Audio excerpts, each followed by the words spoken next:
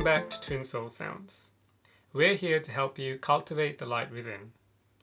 In today's video, we're going to talk about our 4 bodies. Our physical body, our mental body, our emotional body, and our spiritual body. Now, these 4 bodies can be further broken down into 2 parts. The physical and the mental bodies make up our masculine self, while the emotional and the spiritual bodies make up our feminine self. In today's video, which will be part 1 of the series, we'll be covering the masculine self, which is the physical and the mental bodies, while in a future video, which will be part 2 of this series, we'll be covering our feminine side, which will be made out of our emotional and spiritual bodies. So let's get into the physical body. Now, the physical body is in charge of the doing part. Now, it makes up our structure, so our structure and our physiology makes up our physical body. The physical body has a passion and flair for getting things done. So, gardening, painting the house, washing your car, these are things that the physical body loves to do. Now, to achieve a balanced and joyful experience on this earth, we need to ensure that all 4 bodies receive our balanced attention or equal attention. Now, oftentimes problems arise when we spend too much of our attention on one body and neglect the others. Now, like I said, the physical body's job is to carry out tasks, but quite often we find our mental body interfering in these tasks. And the mental body can sometimes make simple tasks seem quite difficult. So our job here is to put the mental body aside, and we're going to talk about strategies and how to do that really soon.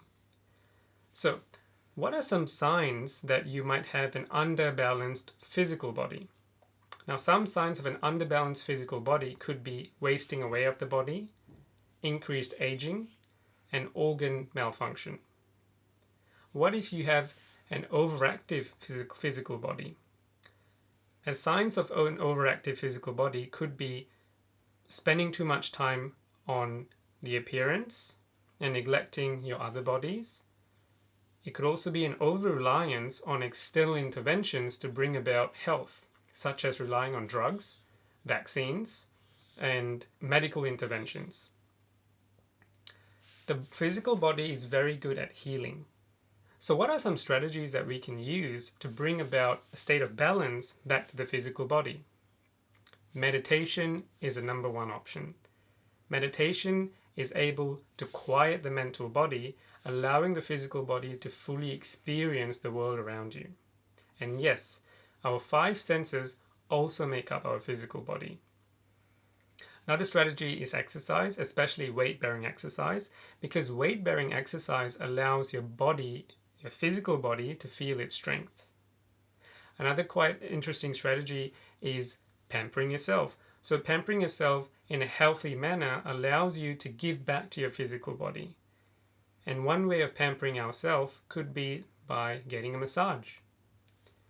Another good strategy to bring back balance to the physical body is through gratitude and appreciation. Every part of your being is there to bring about a state of health, well-being, and happiness.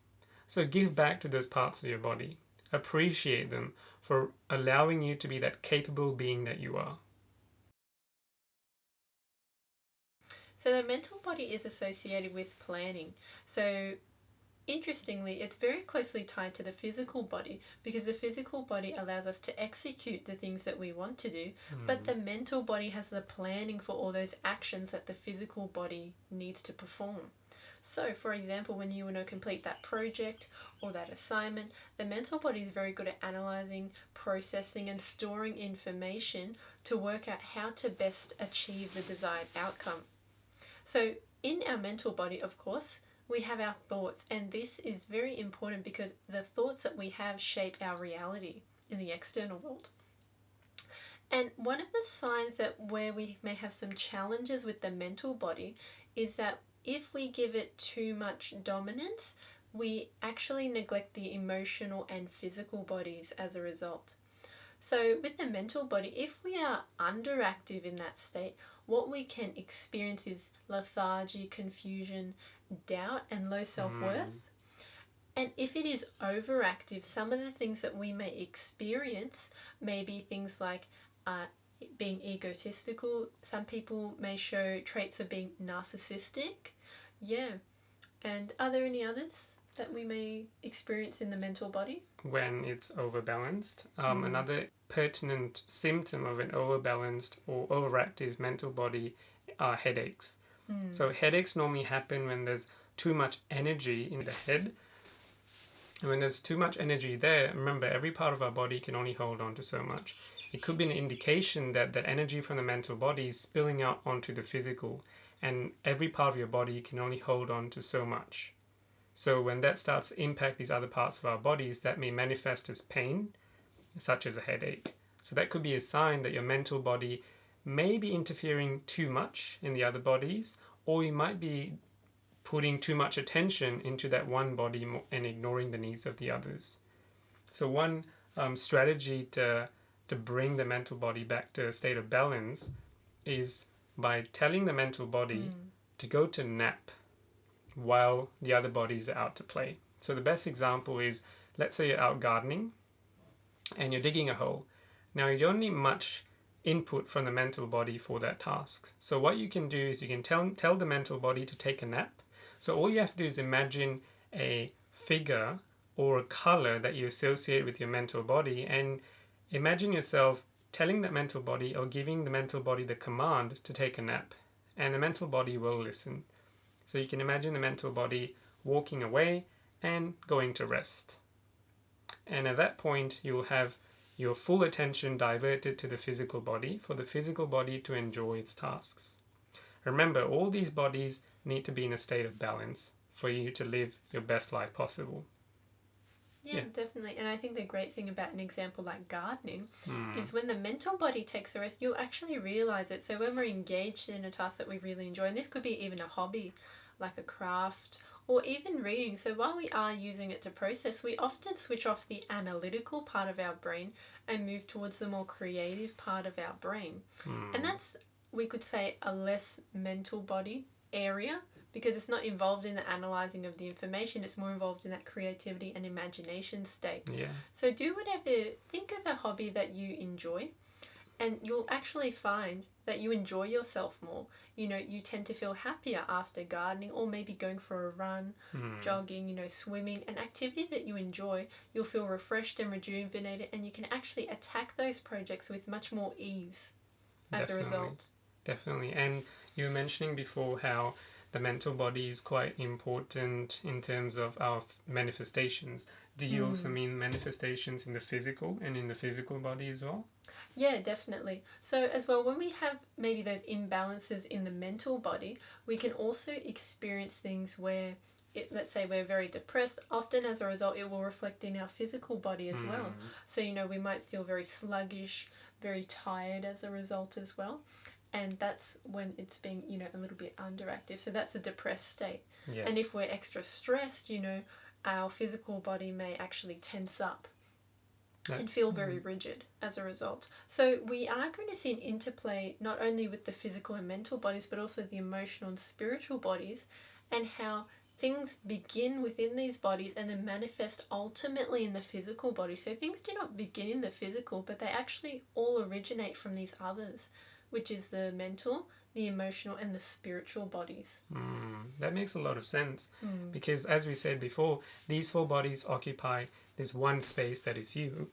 Occupy that one space that is you. And if any one of them are overstepping or being dominated, then there could be negative effects in the other bodies as well. And as Alicia said, if the mental body is going through a state of unbalancedness, then that state of unbalancedness can also show up in the physical body in the form of dis-ease. So that's something interesting to think about. Definitely. Yeah. So that here wraps up our discussion on the physical and mental bodies, which comprise the masculine energies, okay? So in our next video, part 2, we're going to be exploring the feminine energy bodies, which are the emotional and the spiritual bodies. And that'll be a really interesting talk, because now in the next video, we're actually going to explore how things which begin in the emotional and spiritual body end up in our other bodies as well. Yeah, I think that'd be quite exciting. So, as usual, beautiful souls out there, if whatever we said today resonated with you, or you feel if you feel that whatever we said today has bore fruit to your life experience, then definitely share that in the comment section below. Or if you have any feedback for us today, definitely put it in the comment section below as well. And as always, like and subscribe to our video and channel if you haven't already. Till then, remember to cultivate the light within.